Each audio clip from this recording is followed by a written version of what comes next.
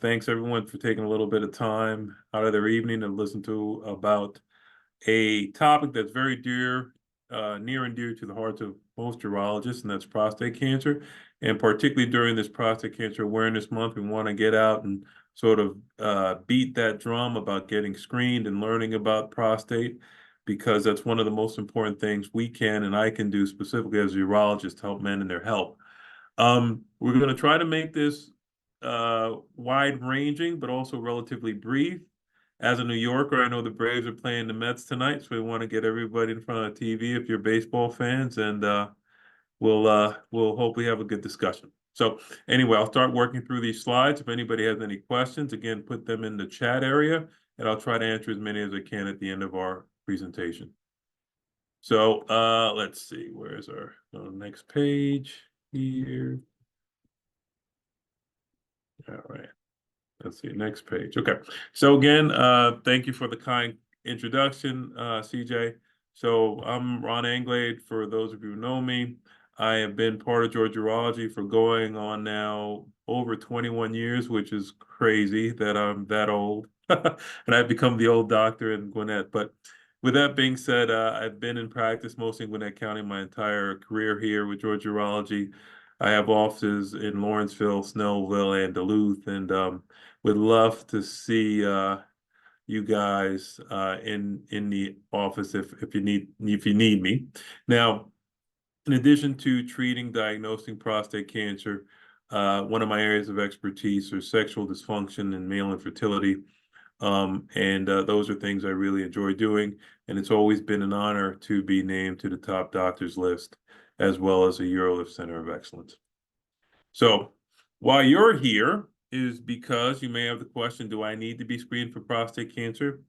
Is prostate cancer treatable? I've heard that we've come a long way in treating prostate cancer. So what does that mean? We also like to tell our patients that prostate cancer, in many instances, is very treatable if it's caught early enough. And prostate cancer, as you may have heard, is different than most other cancers.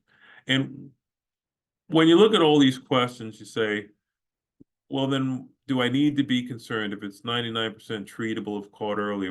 How is it different than other cancers? The take-home message I like to share is that we as men need to be, and men in this audience and even spouses are here listening for their male partners, we need to be vigilant about knowing what our prostate is doing, because it can definitely be a silent killer. And I always like to make the comment that most men know what maybe their A1C is to know if they have diabetes. They may know what their blood pressure runs. They may know what their heart rates are, what their weight is. And those sort of metrics that are known to equate with health, we should also know what our PSA is, particularly as a man, because that's one of the best markers we have to know whether or not we need to be concerned about a risk for prostate cancer. So, let's see, next slide. Next slide. Let's see. All right. So what is the prostate? For men who don't know, your prostate sits between your bladder and your penis. Okay. And it's considered a fertility organ because it creates most of the fluid that's in your semen. So when a man ejaculates, you have semen, and the semen is composed of seminal fluid and sperm. So when we do a vasectomy, we can cut the vas so the sperm does not get into the semen from the testicles. And that's why most likely after a vasectomy, you may not notice a decrease in the volume of the semen, because there's very little sperm that gets included in that fluid. But most of the fluid that comes with your ejaculate comes from the prostate, and the fluid that the prostate produces is nourishing to the sperm. So that's what its true necessity is. And so if you have a prostate that's good for semen, what happens when it becomes cancerous? How does your prostate become cancerous? It becomes cancerous for reasons we don't really know. But what happens is that, when a normal prostate cell starts to lose the normal growth process, it can become cancerous. And when prostate cancers become more aggressive, they can spread or metastasize to other parts of the body, even bone. And, prostate cancer is not the same as an enlarged prostate. So In the advent of some of the other treatments that we have, and also with the other diagnoses that we make, some guys say, well, if I have an enlarged prostate, does that mean I have cancer? You say, no, you can have an enlarged prostate and be totally benign. And honestly, most cancers do not create the symptoms that we describe. And what I mean by that, if you're getting up a couple of times at night to pee, if your stream is getting slower, if it's trickling, a lot of times that's not cancer, just an enlarging prostate. So it makes sense to get that checked out because we can fix those issues without having to go down the road of cancer. And usually you develop those symptoms later on if it happens to be due to a cancer. So again, getting up to pee a couple times at night, having a slow stream, usually that's not a sign of cancer. So when we talk about prostate cancer, we need to know that it's the third most prevalent cancer in the United States and the most common cancer diagnosed in men. Right, so lung and colon is, taken across the United States are more popular, but for men, prostate cancer is number one. There were over 236,000 new cases diagnosed in 2021. 33,000 men died of prostate cancer in 2022. So again, when we talk about prostate cancer being treatable and a lot of men living with prostate cancer, that doesn't mean that men still don't die of the disease. Approximately 1 in 8 men in the U.S. will be diagnosed with prostate cancer in their lifetime. And that number gets even a little worse in men of color. So 1 in 6 men will be diagnosed if they're of color. However, prostate cancer is generally a disease of older men, with 60% of diseases being diagnosed in men over 65 years of age.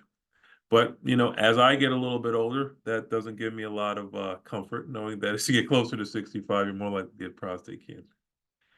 Now, when we talk about the causes of prostate cancer, I get asked a lot, what caused my prostate cancer? Do we know, could I avoid something so I don't get prostate cancer? And in general, we don't really know what causes prostate cancer. It may be genetic because we know prostate cancer goes more commonly in family members. So if you have a father or a brother or, first degree relative with prostate cancer, we know you may be at a slightly higher risk.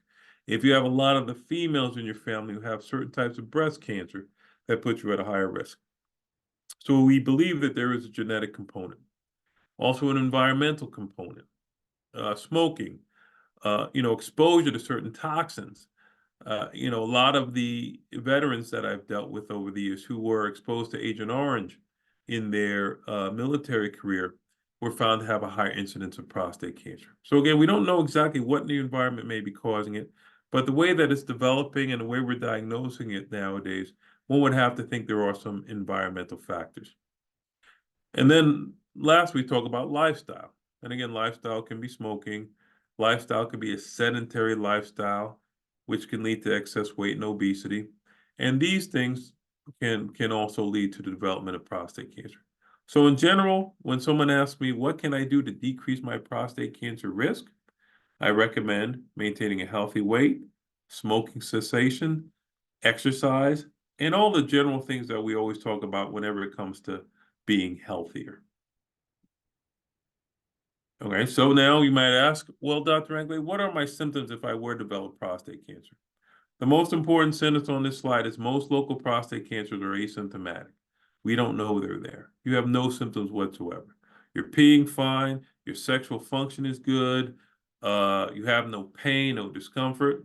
But lo and behold, when you come in and get your PSA done, or you have your prostate checked by a physical examination, we find that you have the disease. So again, just because you don't feel anything, just because you feel entirely healthy, doesn't mean you can't be having a cancer that's growing in your body.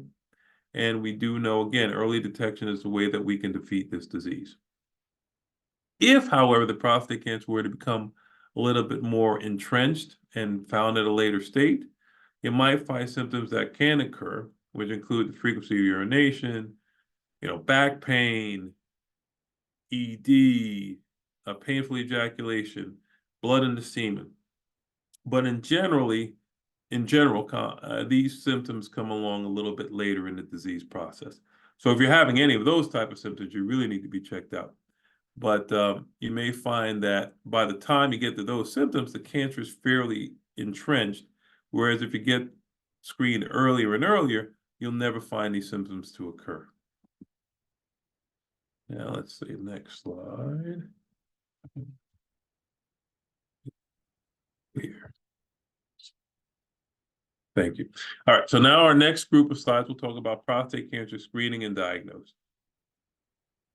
And I've touched on some of these already, but risk factors, first degree relative of prostate cancer. You have a father or a brother diagnosed with prostate cancer. Again, those are things you should mention to your primary care physician or your urologist that you have it in the family tree.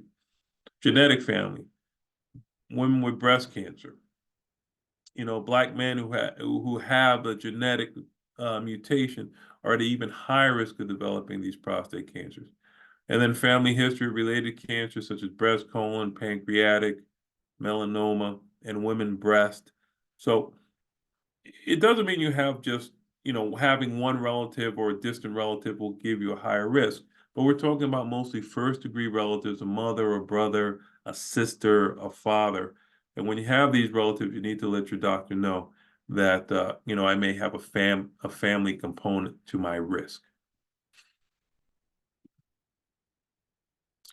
And so how do we screen for prostate cancer? As I explained earlier, the most common way we screen is with something called the PSA, which is a blood test. Okay. In general, most men should know what their PSA is. They don't need to know exactly what the number is, but they should know if their PSA is generally under 1, is it 2, is it 3, is it 4, it could be even 5 or even 6. But as long as they know where their number is, that's what we want to follow. Because in general, we look at variations in the PSA. If your PSA stays relatively stable, that's a good thing, because we know that that the prostate's sort of humming along. When we see variations, a quick rise, a quick drop, then we start to wonder what's going on in the prostate. Because the PSA is a protein that's detected. The PSA is a test against the protein that's made by your prostate cells, not cancer cells, but prostate cells. So when it changes, there's something going on in your prostate. And even an elevated PSA, that's why I made the point the PSA may be 4, 5, or 6. An elevated PSA does not necessarily mean you have prostate cancer. Then the other thing we do is a digital rectal exam. And I know nobody wants a digital rectal exam. Everybody complains about the exam. But it's one of the most sensitive ways to quickly find out if there's something going on with your prostate. I know many primary care physicians don't do them anymore. They send you to me or another urologist to have the prostate exam done. That's totally fine. But I do think a prostate examination is still a very valuable part of the evaluation.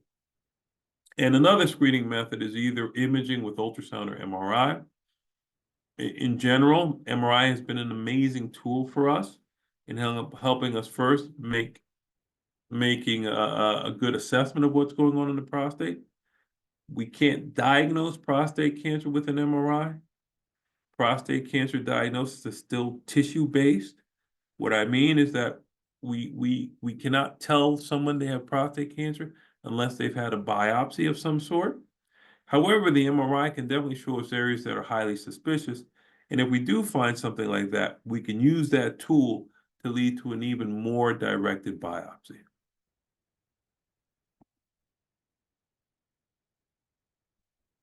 So again, when we talk about diagnosis, what do we do to diagnose prostate cancer? We do prostate biopsies. Now, everybody asks me, well, how do you do a prostate biopsy? Is it painful?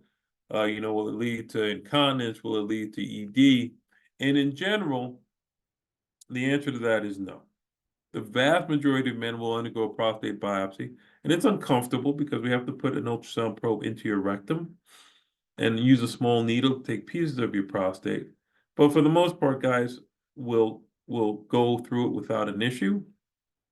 One of the biggest risks of prostate biopsy can be infection. So we ask prior to a prostate biopsy that you clean out the rectum with an enema. And we will also put you on antibiotics before and afterwards. But again, the vast majority of men make it through a prostate biopsy without a problem. We use prostate MRI, as I just explained. In some instances, we'll do a bone scan or CT scan once somebody is diagnosed with prostate cancer. to make sure that the prostate cancer is not spread outside of the prostate. And lastly, we'll sometimes do a PET CT scan, which is the most sensitive way to look for prostate cancer outside of the prostate gland. And so now we kind of talk quickly about prostate cancer and treatment options. Okay, so at this point, let's say, we've gotten to this point and we diagnose prostate cancer. So my patient will have had an evaluation, a digital rectal exam, a PSA, maybe an MRI, and will have had to have had a biopsy to conclude that they have prostate cancer.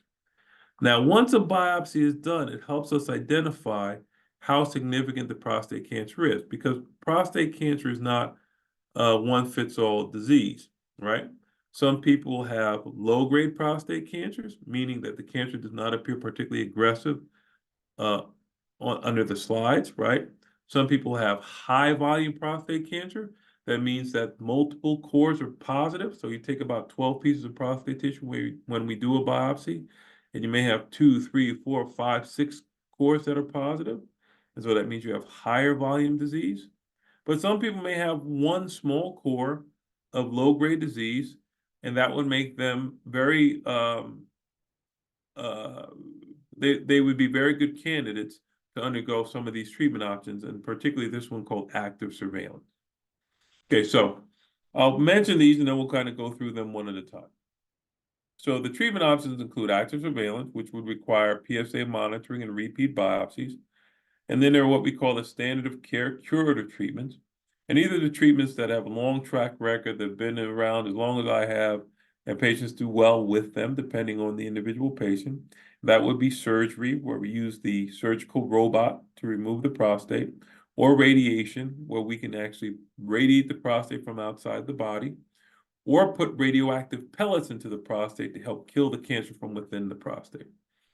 And then now there are some newer treatments, which are called focal therapies, for individuals who have isolated prostate cancers, maybe isolated recurrences of their prostate cancer, and we can treat them with very precise instruments to try to kill the cancer without treating the rest of the prostate and causing some, what can be seen as, less than favorable side effects. So, as I was saying, we'll get to our next option, which is active surveillance. So active surveillance is a treatment plan where we kind of follow the disease. So if I have a patient who I've recently diagnosed with prostate cancer, the first thing I always tell them is that option number one, which is do nothing, just walk out of the office, is not an option. We don't do nothing, okay? But the next step, which many patients fall into, is the active surveillance model.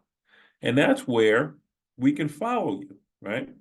So for argument's sake, a gentleman comes in, he's in his 60s, he has a prostate biopsy. We find he has one small core of Gleason 6, which is one of the lower grades of prostate cancer. And I may say, look, you have a little bit of prostate cancer, you're relatively young, we can follow it for a while. And if they choose that treatment option, what we will generally do is repeat a PSA every 3 to 6 months, do a digital rectal exam every 3 to 6 months, repeat a biopsy every 2 years or so. And as long as the prostate cancer doesn't appear to change or grow, then it's reasonable to continue to follow it. I will even introduce MRI to that kind of treatment plan to make sure that the MRI doesn't change. But we do all that with the understanding that, cancer is unpredictable. All the data we have says active surveillance is reasonable, but you just have to have a good partnership with your urologist, knowing that, look, if I'm going to watch this thing, I need to be vigilant and make sure I'm watching it just as well as my doctor is. But again, I think active surveillance is very reasonable for men who have either very low-grade disease, maybe some other significant health issues, that they don't feel they want to do something more aggressive. Now, then another option we have is, again, the surgery. Now, I used to do the robotic surgery, and at this point in time, we have some really talented robotic surgeons in our practice who do a wonderful job. And that's where we use a surgical robot, put small incisions into the belly, and remove the entire prostate gland. When the prostate is removed, If the cancer is contained with it, that's really seen as a curative operation. Prostate comes out, seminal vesicles come out, and if the margins are negative, we generally feel pretty good that we got it all. After a prostatectomy, we expect your PSA to go to undetectable levels and stay there. And the surgery with the robot and with sort of the advances in technology has become less, side effects of that surgery are less and less common, but the major side effects of the surgery would be erectile dysfunction as well as incontinence. But again, those things seem to have improved with the improvement in the surgical technology. Now, when we talk about another treatment for prostate cancer, which is again considered curative, right? When I talk to my patients, I say, look, we are trying to, if we can, cure you of your disease. So the two curative options are removing the prostate. Another one is to consider radiation. And radiation can be delivered in a couple of different ways, but the ones that we generally offer here is what's called external beam radiation, where in general, you meet with one of the radiation oncologists, one of the radiation doctors, and they'll set up a plan where radiation is administered through the body to treat the prostate and the surrounding tissues. Now, it's daily radiation, usually at an outpatient center. You don't have any incisions that are done, really just minimal effect to the patient. But it's associated with a slightly higher risk of recurrence. And another option is brachytherapy, and that's where you put radioactive pellets into the prostate. And the benefit of putting the radioactive pellets into the prostate is that we deliver the radiation into the gland itself. And because we do that, it has an opportunity to sort of treat the gland from the inside out. And in many instances, that's very effective as well, with very little side effects, because again, everything is inside the prostate. Now, some of the newer treatments that have become available, and they're very exciting, and we at Georgia Urology are very proud to offer them. Particularly, the first one is something called NanoKnife. And we have a couple of very talented surgeons in our practice who are starting to do this therapy. And it's where, if you can identify the cancer and know where it is, you could put a small probe or needle into the area of the cancer and treat it by using non-thermal energy that gets the cells to die. And the beauty of NanoKnife is that it's a relatively minimally invasive procedure. It's effective, and you don't burn any bridges for any other treatment. What I mean by that is, let's say, God forbid, you had a NanoKnife, and then a couple years later, the cancer's back or it seemed to get worse. You can still have any of the other treatments that we've discussed. Prostate out with the Da Vinci robot. You can have the seeds placed, because again, by using the NanoKnife, it doesn't destroy the tissues and change your treatment options. Another option is something called HIFU, and that is where we use ultrasound energy to try to kill the cancer cells. That again is something that's relatively new. Long-term data on that is not as robust, but it's something that can be done without having any adverse events, on your ability to have further treatments as needed. Cryoablation, where we freeze the prostate, generally that's reserved for recurrent prostate cancer. I don't see that as a very reasonable first-line option, but in many ways it was done.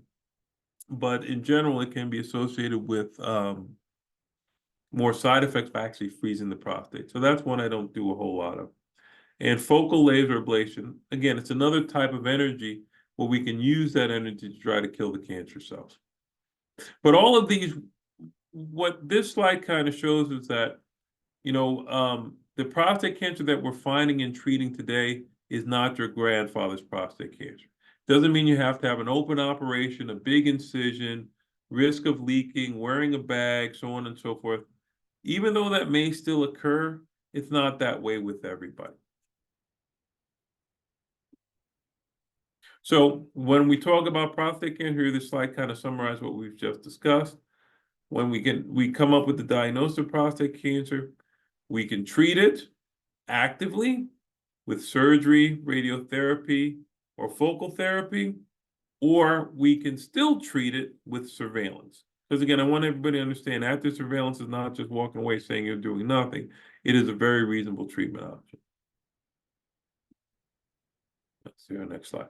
So again, our key takeaways for today are make sure you get screened, and I cannot emphasize that enough. You can ask your primary care to get a PSA. You can ask your primary care to do a digital rectal exam. Let's say you haven't had a physical in many years. You can go to a local church that's offering a prostate cancer screening. Let's say you don't have health insurance. Same thing. Go to a local church or community center when they're advertising their prostate cancer screenings. You can go to the VA if you're a veterinarian. I'm sorry, a veterinarian. You're a vet to get your prostate cancer screening done. So, there's definitely access.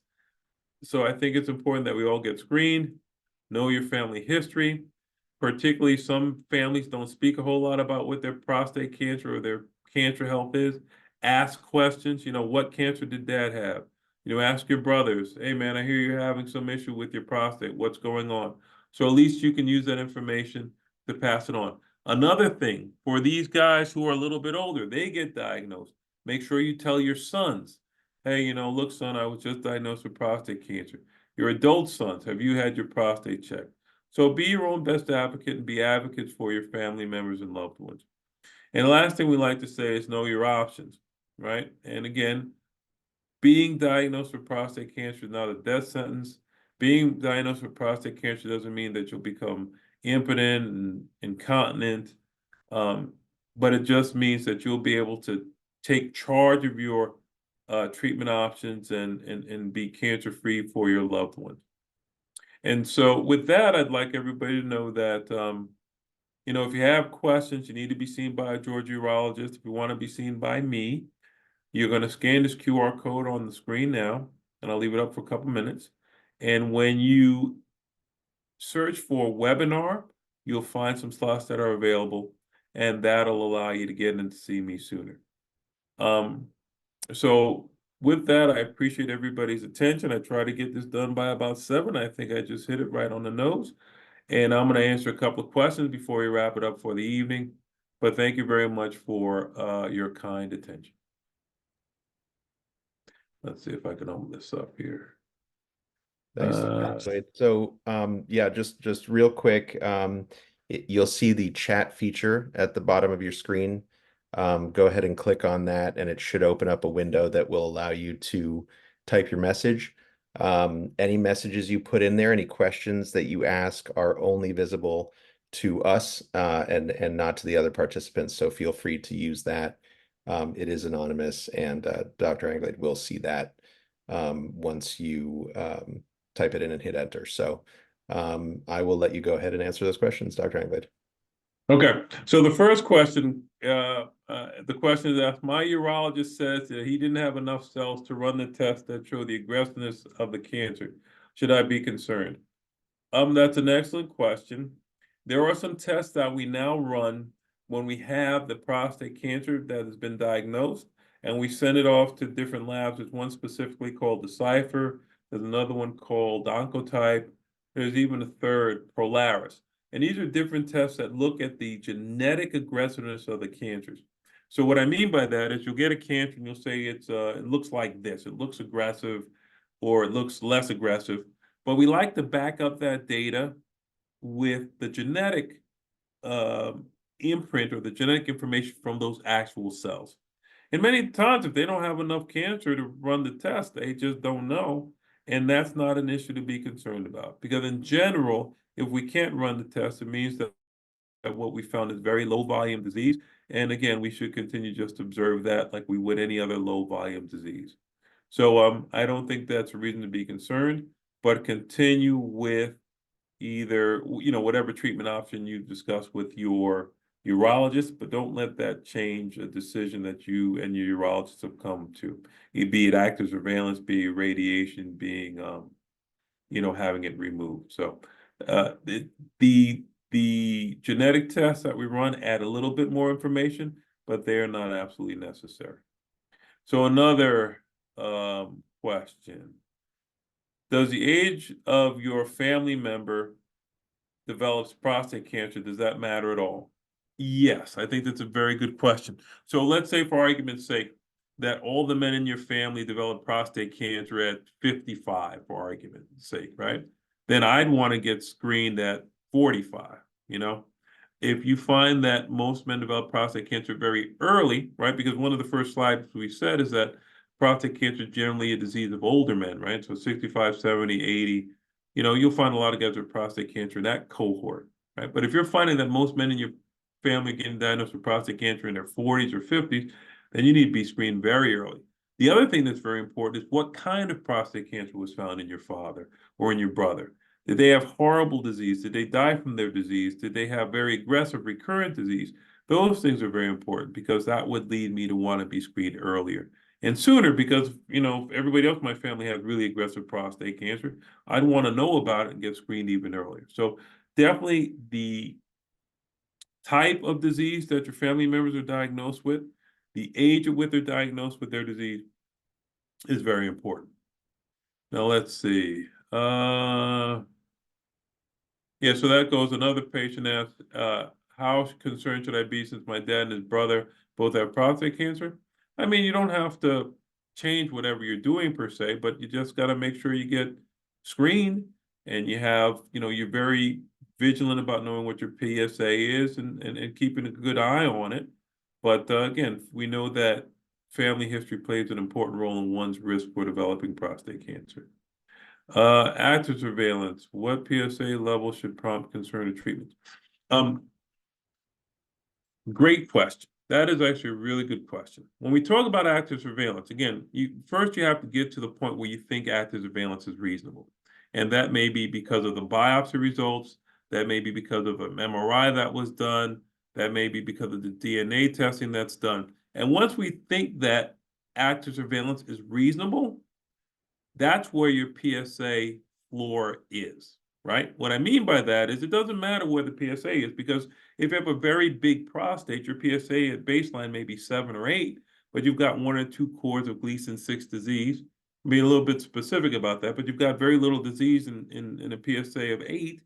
That's fine, right? It may go up a little bit, it may go down a little bit, but that doesn't change how you manage that active surveillance. It's when the PSA starts to climb, or it's when another biopsy reveals more disease, or the MRI changes that we become more concerned. So it's not necessarily the number that's the concern. It's what happens when we follow that number, or we follow the disease at that state. Along that active surveillance question, what factors would cause a patient to go from active surveillance to some other form of treatment? It's progression of the disease, and that's pretty much what it is. Oh, and actually another thing. So let's say for argument's sake, a man my age, I'm 54 years old, I find out my PSA is going up. I go to my urologist, we do an MRI, we do a biopsy, we do oncotype, and you find a little core of Gleason 6 or 7 disease. And it's like, look, Ron, things are okay. Let's do active surveillance, right? I might get tired of doing active surveillance after 6, 7, 8 years, and I know my cancer's there. At that point, I might say, look, I don't want to do this active surveillance anymore. Let me treat it. And that's completely reasonable, right? But when would I advise somebody to change from active surveillance to active management? It's if, we see things are getting worse. More when your PSA is going up, your digital rectal exam is changing, the findings on the MRI are changing. That's what's going to make me recommend going from active surveillance to a form of curative treatment. Let's see, what else do we have here? Is NanoKnife covered by most private insurances? That's an excellent question. I don't do NanoKnife myself per se, but I do have partners who offer it. And it seems like at this point in time, it's still hit or miss for many insurances. However, we know that as the data and success for NanoKnife becomes more robust, it seems like more insurance are covering it, and our patients are asking that it be covered. So, I wouldn't worry about the insurance coverage at this point. I think if you're a urologist or you have had previous evaluations and you think NanoKnife may be reasonable, that you at least go ahead and have, our people or your urologist people check your insurance and see if it's covered. Because again, more and more insurances are starting to cover that treatment because it's being realized to be an effective treatment. Also, a treatment that has low comorbidity, so a lot of less side effects, and patients are being treated and treated well. So definitely don't let that hold you back to investigating it. Let's pick one or two more. Let's see. How do you view the 4.0 threshold? For instance, would 2.1 in a 48-year-old man with family history be a bad sign? Again, excellent question. And 2.1 in and of itself is not particularly concerned. Again, in a 48-year-old with a family history, I would look at that 2.1 and then probably follow it, but closely. So again, 2.1 to 48-year-old, I might say don't come back in a year for another PSA, come back in 6 months, and we'll see where that PSA goes. So I'd want to see where that number goes.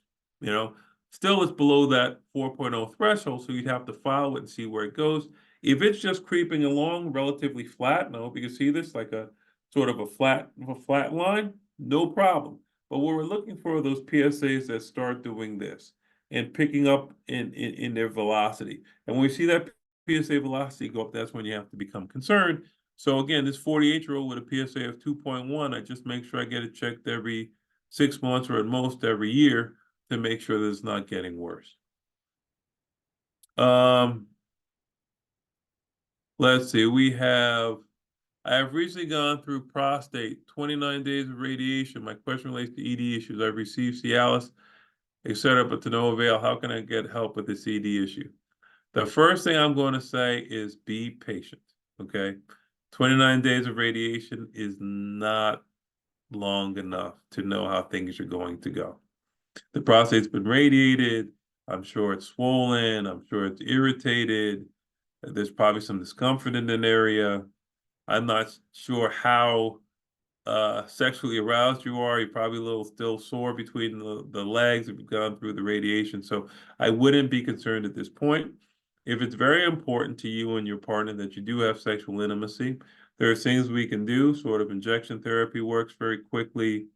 I definitely wouldn't say go forward for any surgical procedure at this point. But again, I would just preach patience and give it a little bit more time. Because again, having gone through that prostate radiation in in a short period of time, you haven't given enough time to get better. And then let's see, we're closing in on 7:10. Let's read so one or two more questions before we have to go. Why no PSA test after 70 years old? Great question. I don't believe that. The data would say that you check for PSAs for any man you think has at least a 10-year life expectancy. So for many 70-year-olds, I've seen some guys walk into my office, I wouldn't believe they were a day over 55 and they're 75.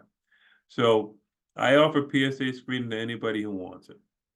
Now, granted, a PSA is not a difficult thing to do, it's just a blood test. But if somebody's got a bunch of other health issues, so on and so forth, we may not chase it. And what I mean by that, I may suggest that, even if the PSA is slightly elevated, we can still continue to watch it. I don't think everybody over the age of 70. Well, I guess the bottom line of what I'm saying is that age is nothing but a number. It really depends on the physical vitality of the individual, the life expectancy at the time of the PSA test. So in general, I think it's fine to do screening as long as you feel that it's necessary. Because I will tell you, I've identified significant prostate cancer in men in their 80s who've been treated and have done extremely well. And I feel comfortable that I've extended their life expectancy by offering them treatment for their prostate disease.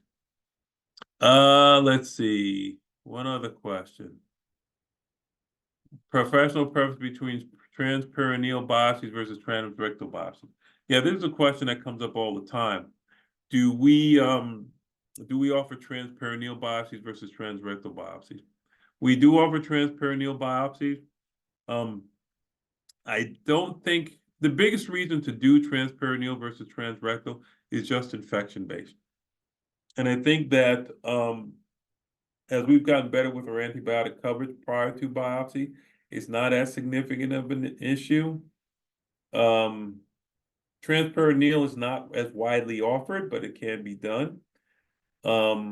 So I don't think it's absolutely necessary, but again, if it's important to have a transperineal biopsy, that's fine. But a transrectal biopsy, I wouldn't be concerned about that either. However, if you do a transrectal biopsy, it's important that you do a good enema to clean out the rectum, as well as take the preoperative antibiotics, as well as antibiotics at the time of your biopsy, as well as post biopsy to help at least mitigate the risk of developing a prostate infection. Let's see, one other thing here. Would a history of LUTS, which stands for lower urinary tract symptoms, which is symptoms you get sort of frequency, urgency, incomplete emptying, slow stream, make somebody ineligible for brachytherapy? Now that's an excellent question. It doesn't make you ineligible, but you have to make sure that your urination is good before having seeds placed in your prostate. The way I like to describe it is that your prostate obviously is a living gland. It produces the fluid that we talked about for fertility, so on and so forth. Once you radiate it, you dry that gland out and it becomes stiff. So medications we use for the prostate help to relax the prostate. So when I give you Flomax, right, the way that works is it relaxes the smooth muscle in your prostate to allow it to open so you can pee better, right? Finasteride helps to shrink the prostate because it reduces the glandular tissue. So once we radiate the prostate, neither of those medications work that well. They may work, but they don't work that great, right? So if you got urinary issues prior to radiation, putting seeds in that prostate may make your urinary issues much worse after radiating the prostate, right? So for most men who have really, really big prostates, and when I say that, 150, 200 gram prostate got cancer in it, I generally recommend strongly that they go ahead and remove the gland because it's so big that by removing it, they probably will improve their ability to urinate as well as be cured of their cancer. If you've got a smaller gland that's still causing obstruction issues, I recommend we treat the obstruction first before we treat the cancer. Because again, once you radiate that prostate, the prostate becomes very difficult to cut on. What I mean by that is to either resect it or what have you.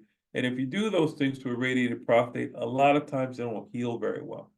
So in many instances, if we end up in that situation, I personally recommend a urolift procedure to help spread the prostate open. But in general, to answer the question, does it do LUTS or obstruction rule out brachytherapy? They don't, but if you have significant obstructive symptoms, I would recommend having them treated before putting seeds in the prostate. And I think I'm going to answer one last question because it goes in hand with this brachytherapy. Are there different forms of brachytherapy, or are the seeds left in the body permanent? Now, there really aren't different forms of brachytherapy. What I mean by that is brachytherapy is putting seeds in the prostate left there permanently. Okay. And once we put those radioactive pellets in the prostate, they don't go anywhere. They stay in the prostate. And after they release their radioactivity, they just go dormant in the prostate, but you can't really take them out. However, there is something called high dose rate brachytherapy. And that's where we would put little plastic cannulas into the prostate, and through those put in a radioactive element, and then remove them. Okay, so that would be sort of a way to treat the prostate with quote unquote temporary seeds. That used to be very popular, not so popular anymore because it required 2 treatments. It was a little bit difficult to do, but patients of mine who did it did very well. But we don't really offer that, at least in our office, that commonly. But I do think there are other areas to get the temporary seeds if that's something that you really wanted to investigate. But again, different ways to do radiation. There's external beam, there's proton beam, and the one thing I will say, and this will be my take-home message, is that even if you're diagnosed with significant prostate cancer, PSA of 400 or 500, cancer in the bones at the time of diagnosis, we've got so many new treatments that are coming out that you don't have to be afraid. Don't put your head in the sand. Don't walk away in disgust. Between the radiation, the nanoknife, the hormonal therapies, there are so many different ways now that we can get men through their prostate cancer that we can give them additional years with their families, with their loved ones. Just be proactive in getting treated, finding help and finding information, and I think we can do a very good job. So with that being said, it looks at just past 7:15. I want to thank everybody for their attention and their time. And I want to wish you all a great evening. And if you want to, please check out check out the QR code and make an appointment using the webinar appointment slots. Thank you. Thanks everyone for joining us. Just so you know, if you registered through the Zoom link, you will receive a recording of this webinar within a day or two. So look out for that in your email. And like Dr. Anglade said, feel free to hit that QR code and get an expedited appointment with him. Thanks, Dr. Anglade. Oh, my pleasure. Thanks again, everybody. You guys have a wonderful night.